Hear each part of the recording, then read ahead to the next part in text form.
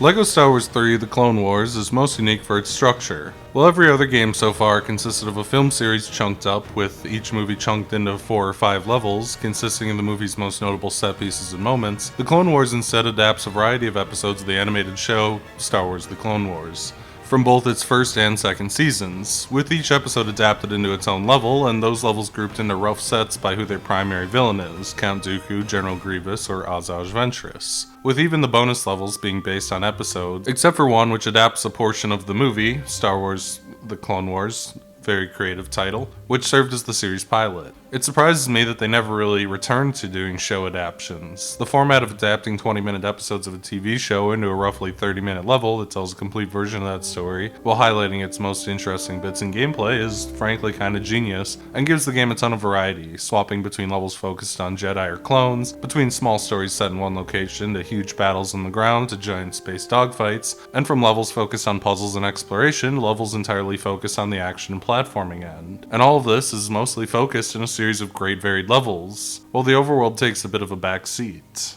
As can be expected, the Clone Wars released pretty much everywhere, PC and Mac, Xbox 360 with backwards compatibility on newer Xbox consoles, PS3 and Wii with smaller conversions to PSP, DS, and shockingly as a 3DS launch title. LEGO Star Wars 3 has a lot of the DNA of the previous Star Wars LEGO games. As opposed to the former LEGO game, Harry Potter, it's again much more focused on action. In fact, it largely centers on it, while shuffling platforming to a more backseat role as well. The overworld is also minimized. The Separatists and the Republic each have their own home ship, each of which has 7 or 8 small rooms, and beyond buying characters and finding red bricks for extras, plus the shitty space missions and the pretty decent bounty hunter stuff, there isn't much here. Levels are selected from a rather straightforward menu, as the game takes place across many different planets and locations. The levels are lengthier and more complex than ever, which is hard to complain about, as almost every one is enjoyable, and they were clearly the focus. Most of the classes from LEGO Star Wars 2 come back, some with minor changes, and with a handful of additions.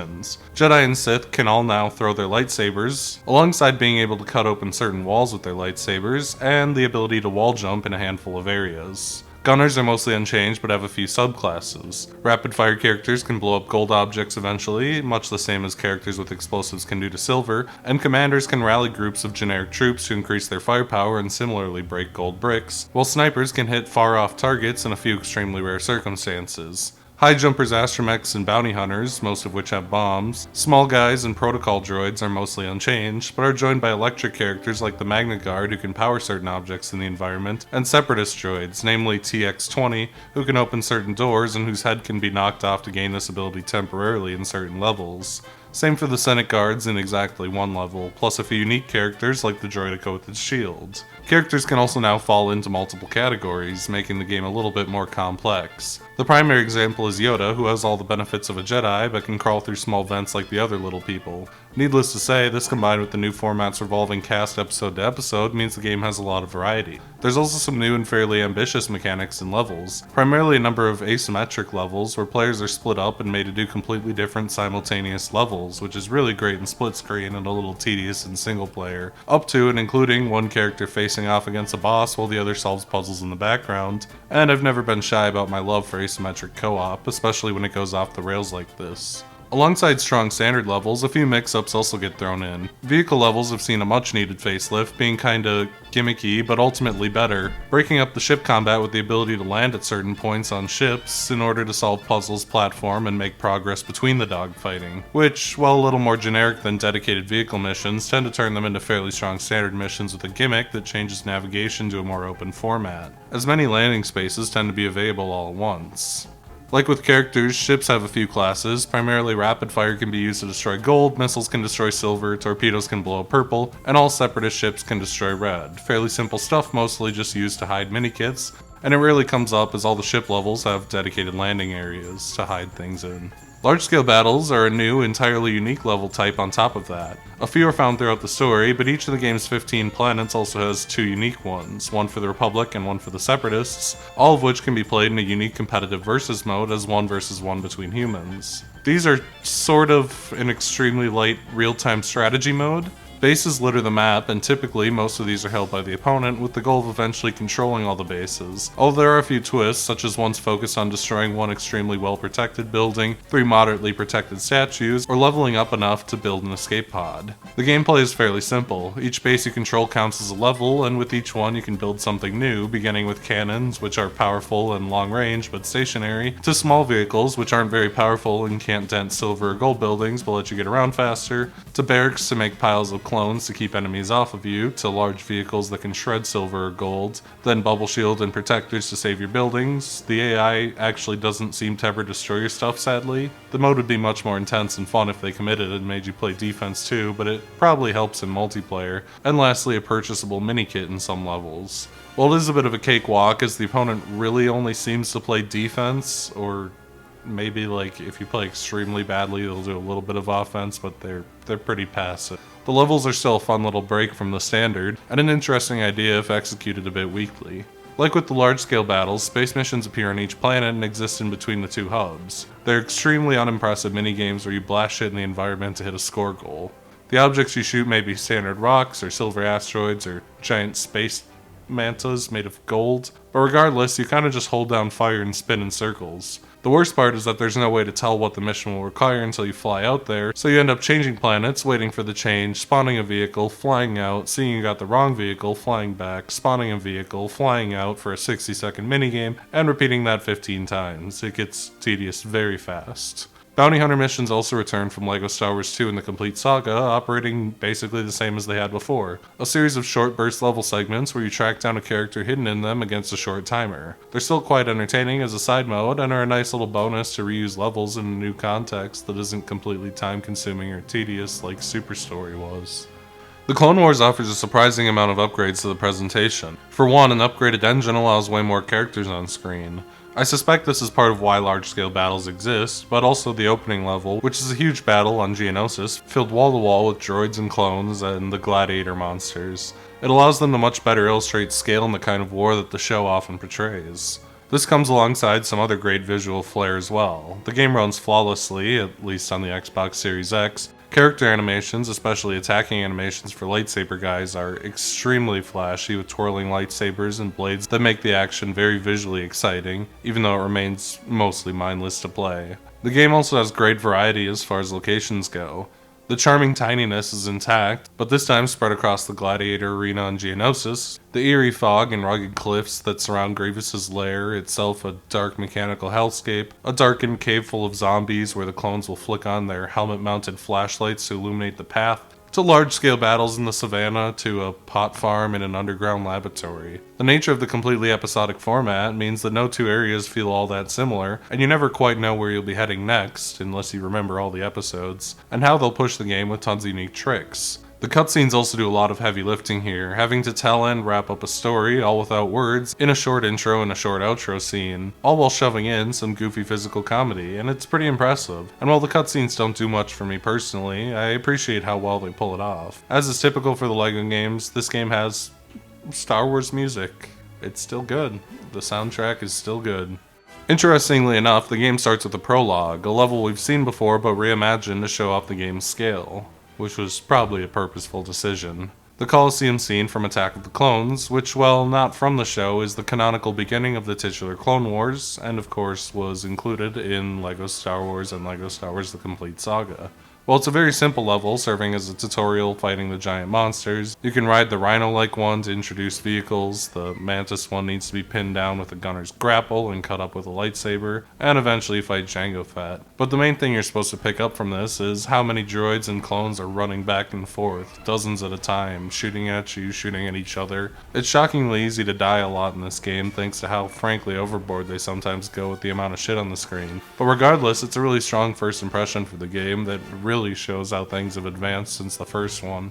After this, all 3 stories become available at once. While they are in theory related, the stories kinda meander from their alleged antagonists. We'll start with Asajj Ventress, I suppose. She's a relatively obscure character if you're a movie-only type. She was introduced in the 2D animated series of shorts Clone Wars, not The Clone Wars, but reappears quite often in The Clone Wars, not Clone Wars. And she's a bald woman with 2 red lightsabers. There isn't actually that much to her as far as I've ever seen. She's just kind of cool and unique looking and gets 2 laser swords. The game's substantial action focus leaves every level feeling really fast-paced and satisfying though, and that's really present in Ventress' storyline as most of the levels are fairly standard, not diving into the large-scale battles or other gimmicks, which keeps the pace up. The first part of the Ventress storyline is the hidden enemy. The episode itself is more focused on the clones finding a traitor among them that serves as a prequel to the Clone Wars movie, not to be confused with Attack of the Clones. But it does have a brief scene where Anakin and Obi-Wan chase Ventress around, which serves as the entirety of this level. It shows off great improvements in the ability of these games to do big set pieces too.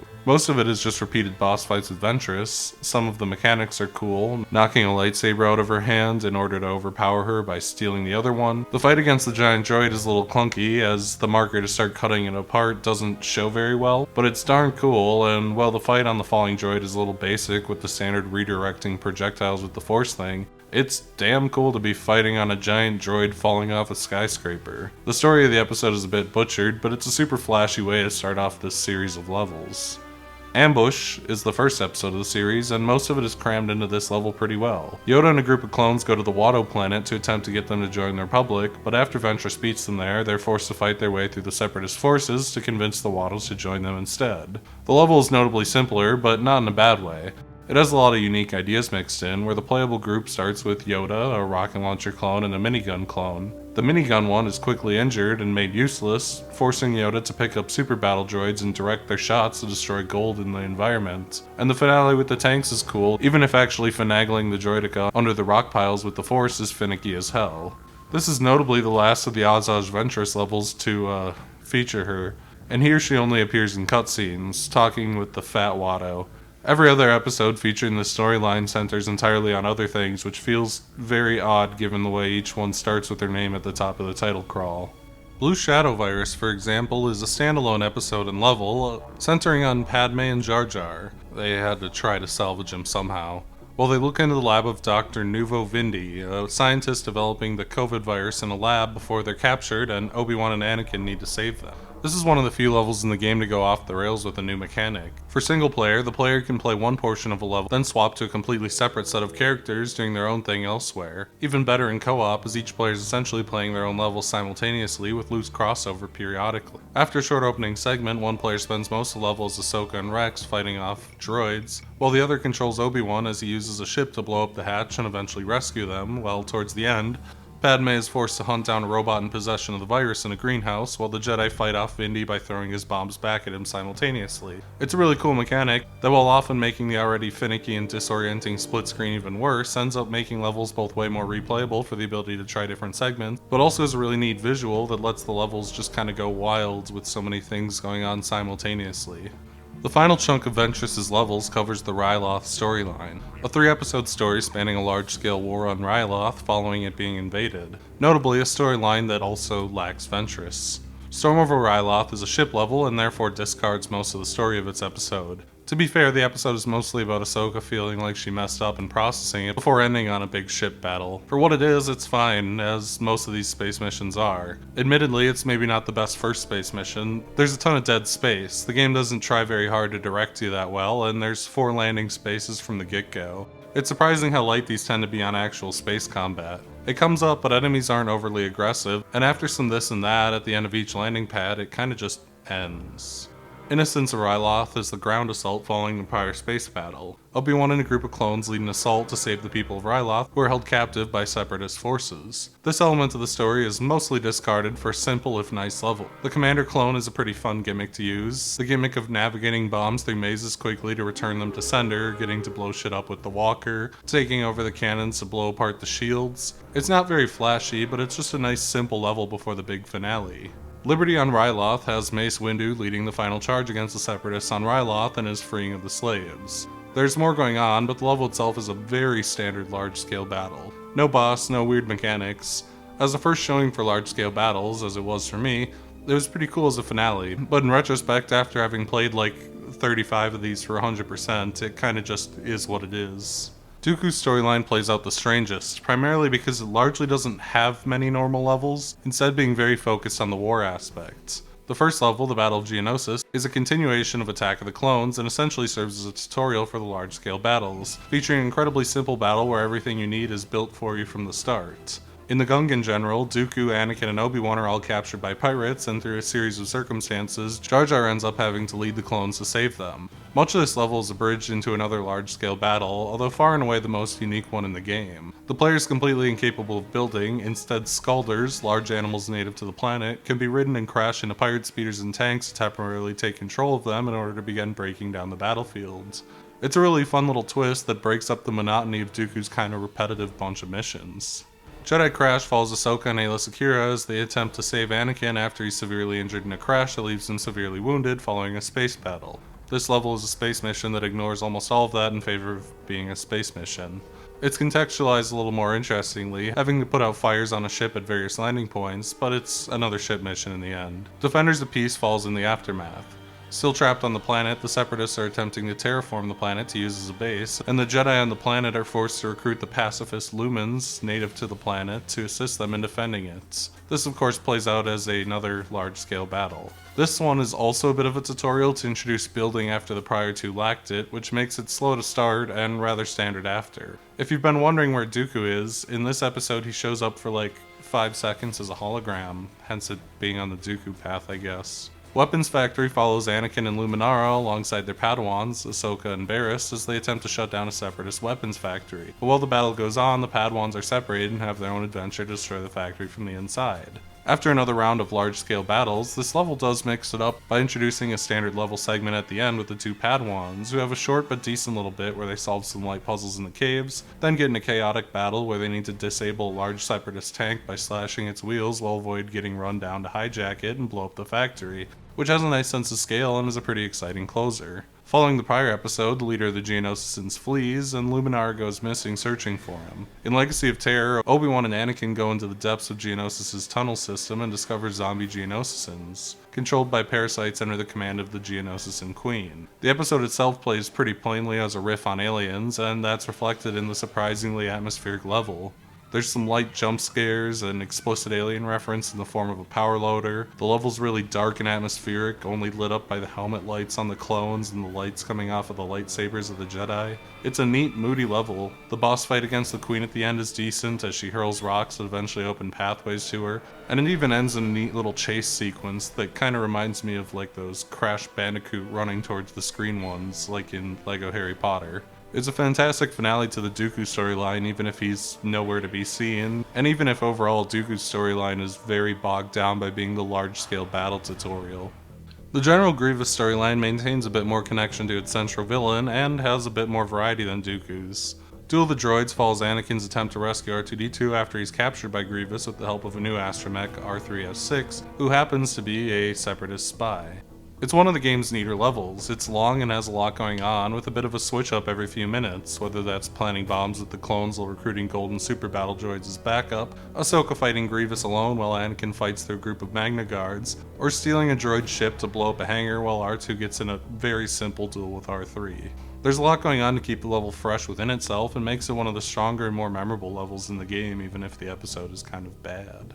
Shadow of Malevolence is an episode that actually is largely dedicated to space battles, as Anakin and Plo Koon lead a squadron of clones to attempt to destroy Grievous' ship, the Malevolence. It's weird that he's self-aware about being evil even though he's a lizard in a robot suit and would name his ship Malevolence. The episode itself has a bit more going on than the level does, as the Jedi struggle with the loss of some of the clones, but the level is a pretty straightforward ship battle, which is fine for a little variety. Destroy Malevolence serves as a direct sequel to the prior episode, as Padme is captured and held hostage on the remains of the Malevolence after it was mostly ruined in the prior episode, and their attempts to save Padme and finish the ship off. After a fairly creative part on the Malevolence's built-in train systems, the level actually spends most of its time fully asynchronous.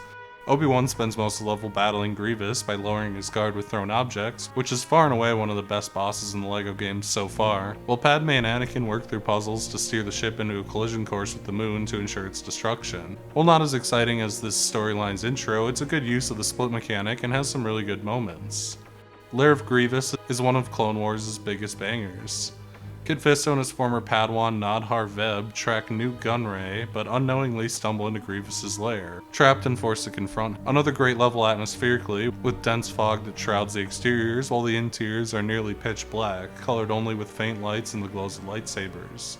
Much of it is taken up with boss fights of mixed quality. The first Grievous fight is very jank, as throwing grapple points onto him seems to get constantly cock-blocked by his animations, although the part where he's pieced up into a spider and crawling on the ceiling is a real cool visual. The fight against the giant green thing is pretty neat too, if just for its scale, and having to defend against Grievous while waiting for the ship to return is visually neat, even if you do kinda just end up mashing attack and waiting for the level to end. Plus the gag where the Padawan dies is actually pretty funny, which these games don't always manage to land.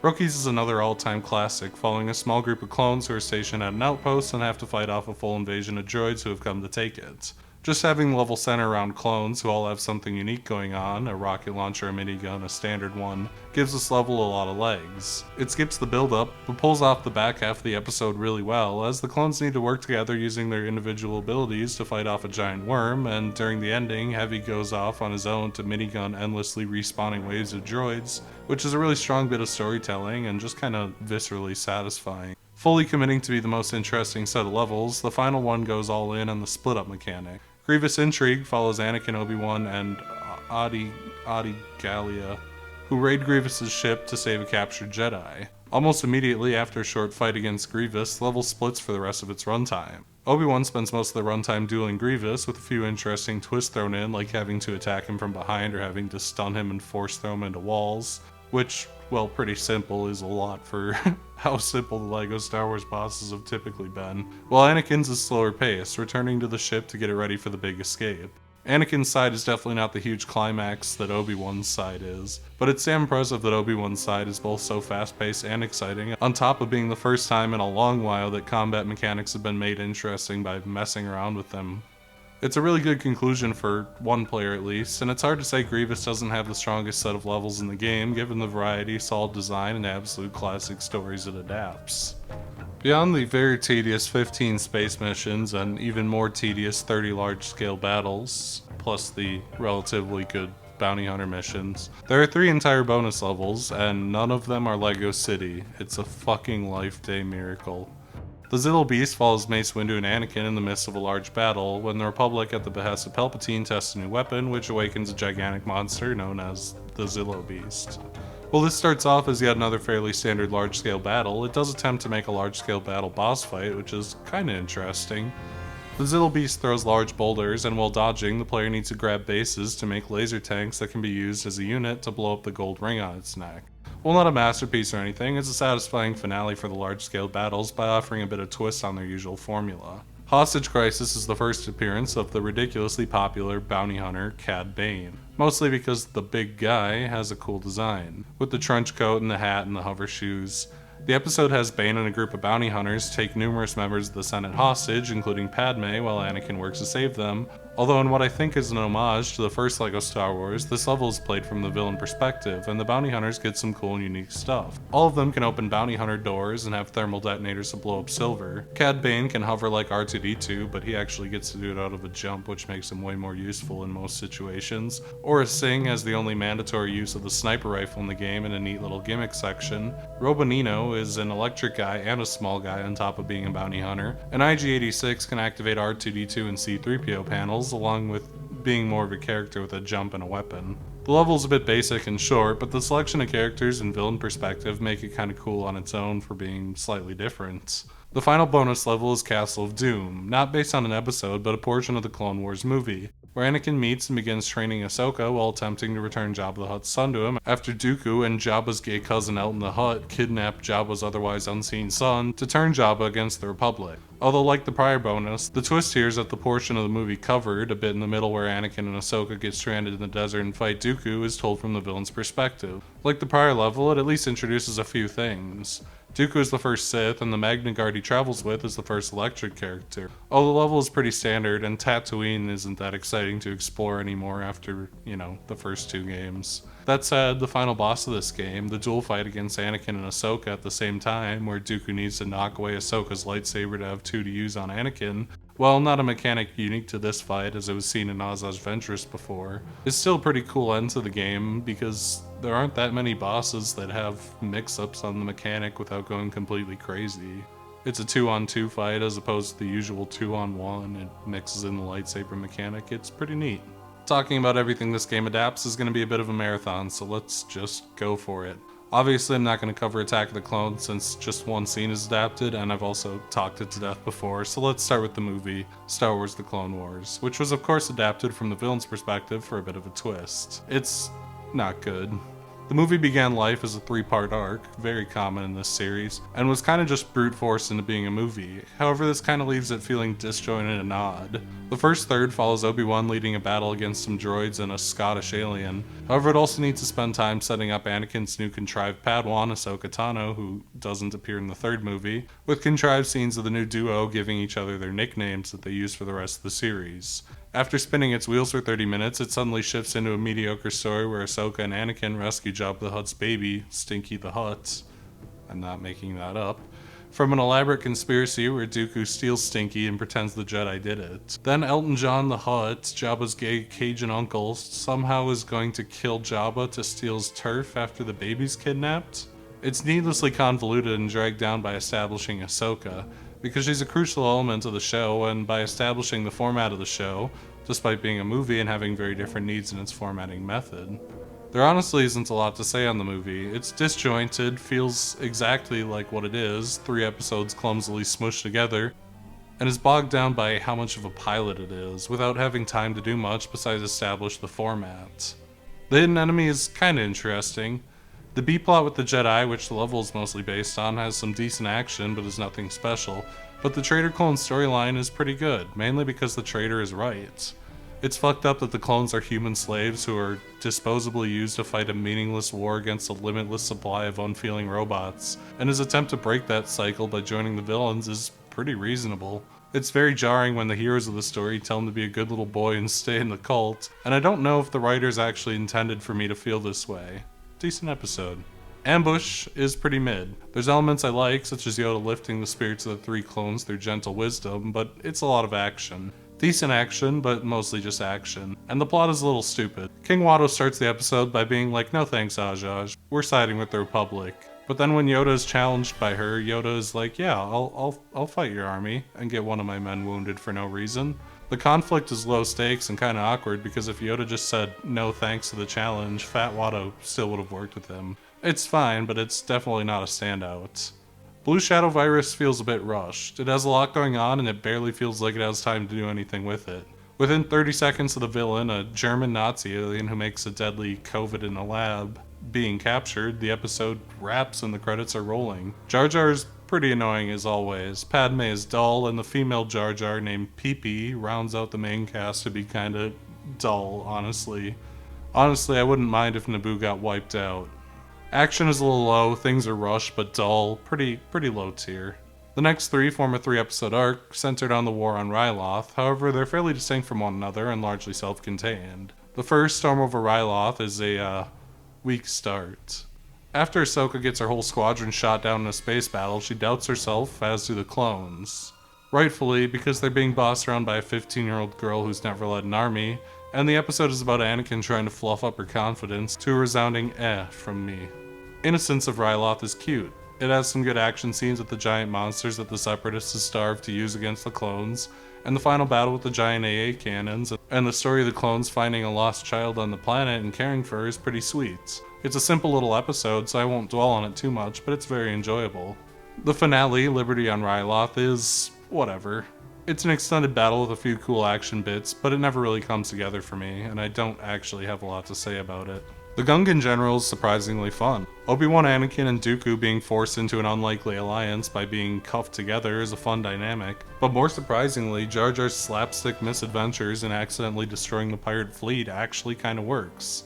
It's a bit goofy and over the top, but contained into a few small segments, and it kinda works as a little Looney Tune-esque bit of physical humor. Good episode. Jedi Crash is half an episode. It's part of a small 2-part storyline, and while its initial space battle is pretty cool, it mostly serves to introduce the Lemurians, whose inner conflict about breaking their pacifist ways to protect themselves drives the next story. As such, let's move on to the follow-up. Defenders of Peace is pretty good. The conflict that the Lumerians have, where they're forced to consider if they're pacifist or just passive when the Separatists begin to attack them, is pretty interesting. It asks an interesting question more in line with something like Star Trek. And while it resolves a little bit too cleanly for me when the Lumerians finally fight to protect themselves, I still think it's a fairly interesting episode that attempts to go a little deeper into the consequences of war, which makes it stand out from the other episodes in a really good way. Weapons Factory is the first episode in this list from Season 2, and boy does it show. With highly upgraded visuals, especially when it comes to locations, way more ambitious cinematography, and a general air of confidence about the series. Ahsoka and another Padawan are sent on a dangerous mission, and Anakin and another Jedi feel extremely differently about the prospect of letting go of their Padawans. It's simple, it's got good action, it's very well directed, it's a real good episode. Legacy of Terror is another really cool one. Following the Jedi as they explore the caves beneath Geonosis, and encounter the Geonosian Queen and her army of undead servants. Its horror bend is enough to set it apart already, and while it definitely feels derivative of Aliens, never mind the similarities between the Xenomorph Queen and the Geonosian Queen, it's still a really fun little horror episode with some strong atmosphere and little thrills. No real notes, just simple fun, and it really pushes the limits of what this series can be. Duel of Droids.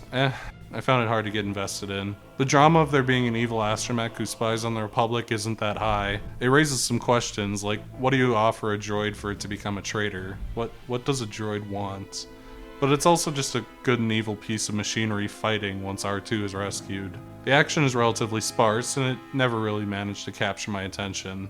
Not much to say on Shadow of Malevolence either. Much of it is taken up by a journey through a nebula in star cruisers that amounts to little before an okay final space battle. The stakes are high and it has a few good moments, like some of the clones getting killed and the weight that puts on Anakin, but largely its focus is on aspects that don't grab me at all. Destroy Malevolence equally struggles to grab me. Padme somehow ending up on General Grievous's flagship and needing to be rescued is excessively contrived, and it's kinda dull. I don't know. The fight between Obi-Wan and Grievous on the trains is a fun bit, if too brief, but most of the episode is kinda just there. Lair of Grievous is an all-time banger. Kid Fisto and his little fishman former Padawan being stuck in Grievous's lair is really tense. Not as horror-slanted as the Aliens one, obviously, but it's got a bit of that, and some body horror on Grievous's end. The bloodthirsty former Padawan getting himself killed is surprisingly dark for this series, and I also love seeing Grievous and Dooku's dynamic explored. Dooku is kinda just over the weird cyborg and leads the Jedi to him as a test, with the two having some great tension over their roles in the war. It's really solid stuff all around. Rookies is another fantastic one. It's rare to have a full-blown episode focusing on clones, and it's good to see the bunch in the episode is injected with some personality to actually endear you to these otherwise nearly faceless mass-produced goobers. That they're cornered and facing down a full-blown invasion adds a lot of tension and excitement, and there's plenty of fun action to go around as the small group scrambles for ways to turn the tables on the droids. Like most of the episodes I like, it's rather simple, but it's a nice little war story with an endearing group of characters that goes in a very different direction from the Jedi and Sith stuff that ends up taking over a lot of the episodes in this series. Grievous Intrigue is another I don't care much for. It largely revolves around several fights with Grievous, who isn't that interesting to see fights with, knowing that he'll always manage to escape since he's in the third movie. The fights are well animated, but there's nothing really going on in the episode to hook you into caring when the major players are all guaranteed to be alive and uncaptured down the road. They do Grievous the dignity of not letting him outright lose, but he certainly doesn't become more intimidating with his constant tactical retreats. The Zillo Beast is a Godzilla homage. After testing a new super weapon, the Zillo Beast awakens. A giant kaiju, it begins terrorizing the planet, but only in fear and self-defense. Even its roar is strikingly similar to Goji's. The subtext is nice, but it's not dwelled on very hard. More so, the episode explores Windu's conscience as he attempts to prevent the inhabitants of the planet from killing the Zillo Beast, due to being the last of its kind, and I mean, I'm a sucker for kaijus and there's some good action. This one's another easy winner for me. Finally, we have Hostage Crisis, and it's not bad. The introduction of fan favorite Cad Bane, it's pretty easy to see why he got so popular. His ruthless efficiency, scheming, and cool design make him a real threat, even if Anakin needs to spend most of the episode unconscious to make it happen. The raid on the Senate is exciting, and it's a hell of a way to make a character introduction. I've watched a lot of Clone Wars, and while there's a good chunk of episodes I really like, there's quite a few that don't work for me all that well, or I'm kind of mixed on. Such is the nature of anthologies, I suppose, but I appreciate how many different kinds of stories they manage to squeeze out of Star Wars, especially the slower ones that focus more on ideas and inner conflicts, although admittedly, the animation tends to be pretty good, so I can't complain all that much about the action-centric ones either. LEGO Star Wars 3 The Clone Wars is a perfect return to the LEGO Star Wars games, stripping back the overworld focus to return to a more classical style that matches the prior Star Wars games, while also having the same massive extra content like bounty hunter missions that Complete Saga had. It feels great to return to the extremely well-designed and linear levels, especially thanks to the incredible variety afforded to it through the Anthology format. The large-scale battles wear out their welcome over time because they're especially repetitive, but the amount of solid levels more than makes up for it, and the game has plenty of other positives going for it too. Despite thinking the visuals had plateaued by LEGO Harry Potter, this game ambitiously improves the graphics and pulls some neat tricks to increase the scale. I have very few complaints to make. While you can still accuse it of being very simplistic and easy, that's kind of the charm of these games. This may well be the most solid LEGO game ever made, maybe my favorite, even if I lack the nostalgia for it I do for the first couple.